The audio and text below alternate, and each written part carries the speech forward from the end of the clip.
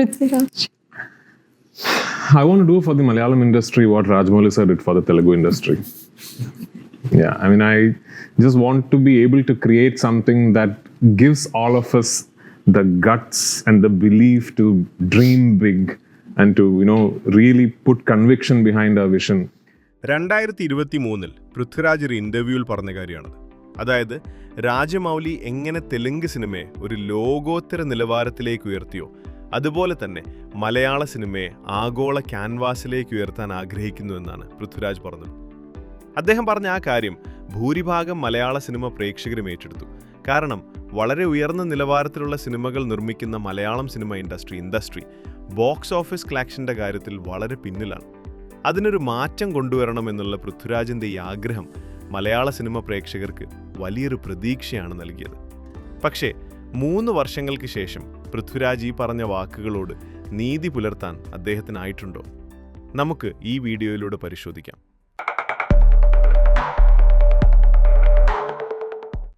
സാങ്കേതിക തികവും pan Indian കാഴ്ചപ്പാടുകളും കൊണ്ട് മലയാള സിനിമയുടെ അതിരുകൾ വ്യാപിപ്പിക്കാൻ അദ്ദേഹം കാണിക്കുന്ന ധൈര്യം പ്രശംസനീയമാണ്.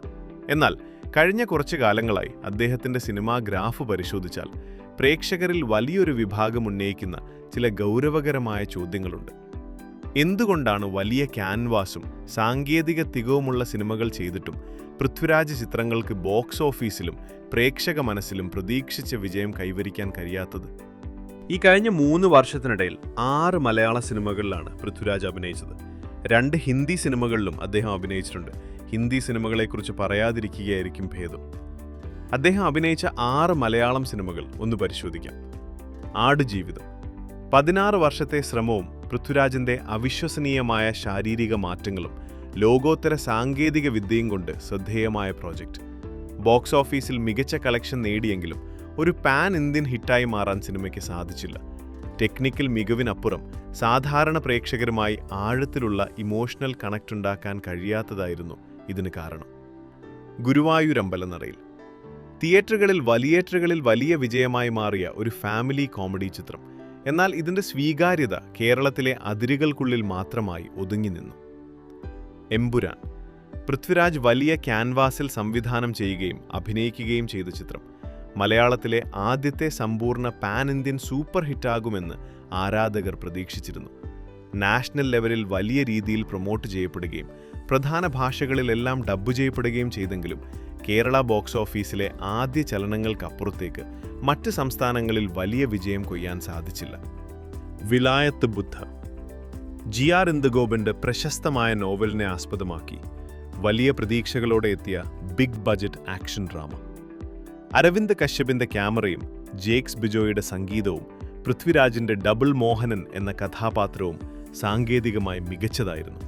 എന്നാൽ നോവലിൽ വായനക്കാർ അനുഭവിച്ച ആഴമുള്ള വൈകാരിക സംഘർഷങ്ങളെ സ്ക്രീനിലേക്ക് പകർത്തിവെക്കുന്നതിൽ തിരക്കഥ പതറിപ്പോയി. ഇത് സിനിമയെ ബോക്സ് ഓഫീസിൽ വലിയൊരു പരാജയത്തിലേക്ക് തള്ളിവിട്ടു. പള്ളിച്ചട്ടമ്പി ഡിജോ ജോസ് ആന്റണിയുടെ സംവിധാനത്തിൽ വന്ന ബിഗ് ബജറ്റ് പീരീഡ് ആക്ഷൻ ചിത്രം. പൃഥ്വിരാജിന്റെ പ്രകടനം വലിയ ക്യാൻവാസിൽ പ്രൊമോട്ട് ചെയ്യപ്പെടുകയും പല ഭാഷകളിൽ ഡബ്ബ് ചെയ്ത് റിലീസ് ചെയ്യുകയും ചെയ്തു.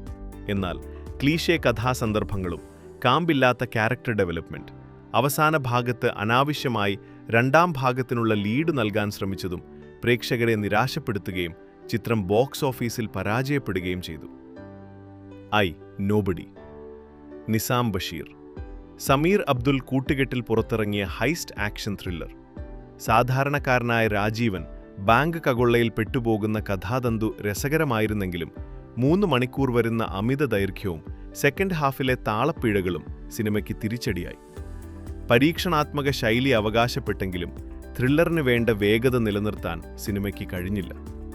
കൂറ്റൻ ക്യാൻവാസിൽ സിനിമകൾ നിർമ്മിക്കാനുള്ള പൃഥ്വിരാജിന്റെ ശ്രമം പലപ്പോഴും സാങ്കേതികമായി മികച്ച വിഷ്വലുകൾ സമ്മാനിക്കുന്നുണ്ട്. എന്നാൽ വലിയ സെറ്റുകൾക്കും ടെക്നിക്കൽ ഗിമ്മിക്കുകൾക്കും അപ്പുറത്തേക്ക് കാണിയുടെ ഹൃദയത്തെ തൊടുന്ന കഥയോ ആഴമുള്ള വൈകാരിക നിമിഷങ്ങളോ നൽകാൻ സാധിക്കുന്നില്ല. സിനിമ തിയേറ്റർ വിട്ടിറങ്ങുന്ന പ്രേക്ഷകന്റെ മനസ്സിൽ യാതൊരു വൈകാരിക ചലനവും ഉണ്ടാക്കുന്നില്ല എന്നത് വലിയൊരു പോരായ്മയാണ്. ഈ ഓണത്തിന് റിലീസിനായി ഒരുങ്ങുന്ന ഖലീഫ് എന്ന ചിത്രത്തിന്റെ ഫസ്റ്റ് ലുക്കും സൂചനകളും വ്യക്തമാക്കുന്നത് ഇതും സ്റ്റൈലിനും ആക്ഷനും വലിയ പ്രാധാന്യം നൽകുന്ന ഒരു ബിഗ് ക്യാൻവാസ് ചിത്രമായിരിക്കുമെന്നാണ്. മുൻ സിനിമകൾ നേരിട്ട അതേ സ്റ്റൈൽ ഓവർ സബ്സ്റ്റൻസ് പ്രശ്നം ഖലീഫയും ആവർത്തിക്കുമോ എന്ന ആശങ്ക സിനിമാ പ്രേമികൾക്കിടയിലുണ്ട്. 20 വർഷത്തിലേറെയായി മുൻനിര നടനായി തുടരുമ്പോഴും സാധാരണ പ്രേക്ഷകർക്കിടയിൽ ഒരു ശക്തമായ ഫാൻ ഫോളോയിങ് ഉണ്ടാക്കാൻ പൃഥ്വിരാജിന് ഇതുവരെ സാധിച്ചിട്ടില്ല. അതിനൊരു കാരണം പൃഥ്വിരാജിൻ്റെ അഭിമുഖങ്ങളാണ്. അദ്ദേഹത്തിൻ്റെ ഇൻ്റർവ്യൂകൾ പരിശോധിച്ചാൽ വ്യക്തമായ നിലപാടുകളും വലിയ സിനിമാ പരിജ്ഞാനവുമുള്ള ഒരു വ്യക്തിയെ കാണാം. എന്നാൽ ഈ അമിത ഇൻ്റലക്ച്വൽ ഭാഷ ശരാശരി പ്രേക്ഷകർക്ക് പലപ്പോഴും അഹങ്കാരമോ അല്ലെങ്കിൽ പൊങ്ങച്ചമോ ആയി അനുഭവപ്പെടാറുണ്ട്. അപ്പോൾ ഇനി എന്താണ് മുന്നോട്ടുള്ള വഴി? പൃഥ്വിരാജ് എന്ന നടനെ വളർത്തിയത് ബിഗ് ബജറ്റ് പാൻ ഇന്ത്യൻ വ്യാമോഹങ്ങളല്ല, മറിച്ച് സാധാരണക്കാരൻ്റെ മനസ്സിൽ തട്ടുന്ന നല്ല കഥകളും മികച്ച കഥാപാത്രങ്ങളുമാണ്. സാങ്കേതിക തികവുകൾക്കൊപ്പം നല്ല കഥകൾക്കും കഥാപാത്രങ്ങൾക്കും മുൻഗണന നൽകുന്ന പഴയ രീതികളിലേക്ക് പൃഥ്വിരാജ് മടങ്ങിയെത്തേണ്ട സമയം അതിക്രമിച്ചിരിക്കുന്നു. സാങ്കേതിക മികവിനൊപ്പം ആത്മാവുള്ള കഥ കൂടി ചേരുമ്പോൾ മാത്രമേ പൃഥ്വിരാജിന് താൻ ലക്ഷ്യമിടുന്ന ആഗോളതലത്തിലുള്ള മാസ് വിജയങ്ങൾ കൈവരിക്കാൻ സാധിക്കൂ. നിങ്ങളുടെ അഭിപ്രായങ്ങൾ താഴെ കമൻറ്റ് ചെയ്യൂ. വീഡിയോ ഇഷ്ടപ്പെട്ടെങ്കിൽ ലൈക്ക് ചെയ്യുക. ചാനൽ സബ്സ്ക്രൈബ് ചെയ്ത് ബെൽ ഐക്കൺ ഓൺ ചെയ്തു വെക്കുക. അടുത്ത വീഡിയോയിൽ കാണാം.